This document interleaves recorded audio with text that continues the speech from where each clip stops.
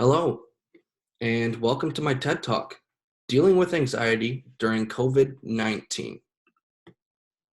Now, as someone who has periodically dealt with anxiety during during my life, I felt like it's important to talk about.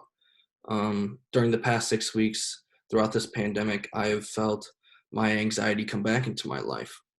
And I think it's important to start with what symptoms those can be. So, anxiety symptoms can be excessive worrying, fatigue, agitation, irritation, restlessness, trouble falling and or staying asleep, panic attacks, and difficulty concentrating, according to healthline.com. So it was important for me when I was feeling anxiety. A lot of times what would happen to me is I would just feel really restless and I would feel like I can't sit down and do something. I felt like I had to be moving at all times. And a lot of times that restlessness led into um, trouble falling asleep and or staying asleep. But something that I would do when I knew that I was feeling really anxious is I would try my best to get in contact with my friends. So hanging out with my friends is um, really nice for me, as it is for everyone else. It's fun hanging out with your friends. You get to be around people that enjoy your company as you do them. And it's something where when I'm with my friends, I can kind of forget about my anxiety. And it's, yeah.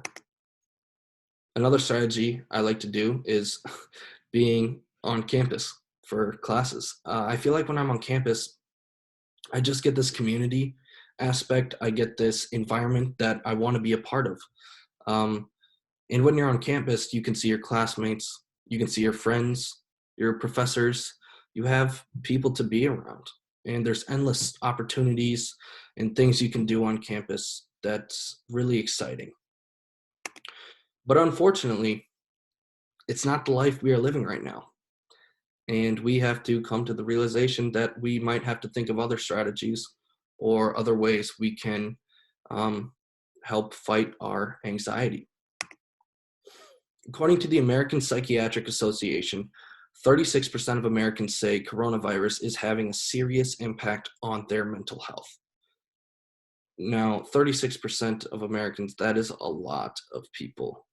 And this pandemic is affecting a lot of people's mental health, and it's really important to talk about that and understand. Now, how COVID-19 has personally impacted my life includes my daily routine, what I did every day, going to class, hanging out with friends, work. I I can't do like any of those three anymore. Increases my stress about work. I haven't worked for the past 6 weeks. All my shifts have been gotten rid of.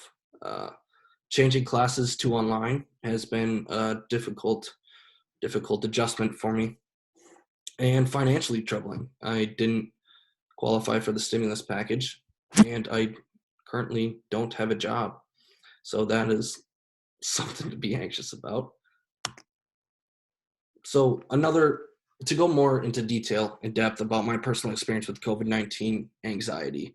Like I mentioned before, I am someone who has dealt with anxiety throughout my life, but personally, my experience with this anxiety includes back in January, I started off strong to the semester, and I was able to do well in my classes. I had a strict routine. I was going to class, hanging out with friends, and I would work on the weekends. And that was working really well for me.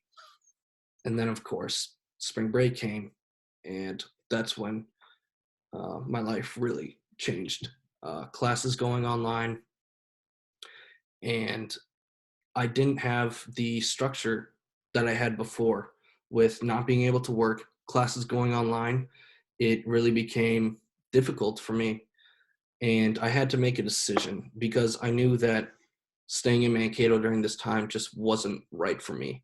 With me not being able to go to class and me not being able to go to work, I just felt like sitting around and doing nothing just wasn't good for me and my mental health. So I decided to move back in with my family. And when doing that, I knew it wasn't a permanent solution because my life is here in Mankato. I had to reflect and I had to figure out, okay, what's causing my anxiety?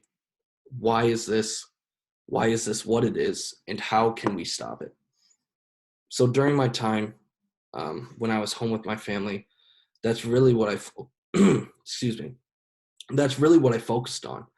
And being able to step back and reflect on how this pandemic has affected my life does cause it creates ease for me. It creates a sense of relief, but knowing that there's still, a long road ahead in this pandemic.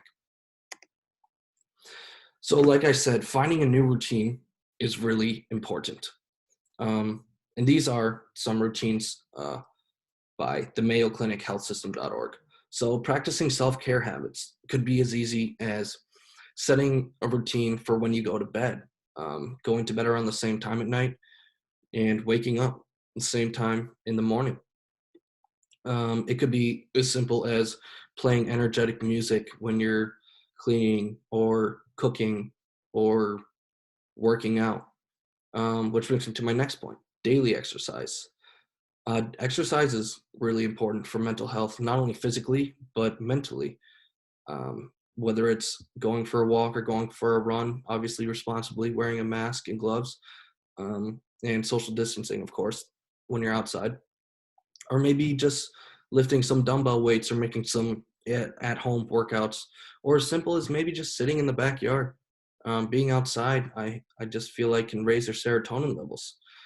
Next would be reflection.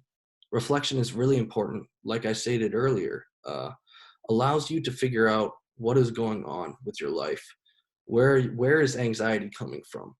And when you can figure out where anxiety is coming from, you're able to find out what's going wrong and how you can change that. Meditation is not something I've personally ever done, but I know it can be difficult, but if you get good at it, it can be really, really, really helpful. Clearing your head, it's good for the mind, body, and soul. And connecting with friends. So as I stated earlier, this is something that's really important to me, and it's helped my anxiety throughout my life. Um, One way I've been doing that is I have been doing it through FaceTime. I've done it through Zoom parties, and I've also done it as simple as playing Xbox, being on Xbox Live, a party chat, or being on PlayStation Network, whatever works. Sometimes I just felt like texting and Snapchatting it can be a bit redundant. It feels like it can get a little repetitive. So seeing your friend's face and being able to communicate with them is something that's really important. And last but not least, something that's really important is reaching out. And that is huge because we all are going through this together. And if you don't reach out, it can be tough. Ask for help when you need it, and ask someone else how they're doing, whether it's a friend or a loved one or a sibling. I mean, so on and so forth. Always reach out because sometimes the happiest people in your life can be the people that might be dealing with the most anxiety. So, thank you.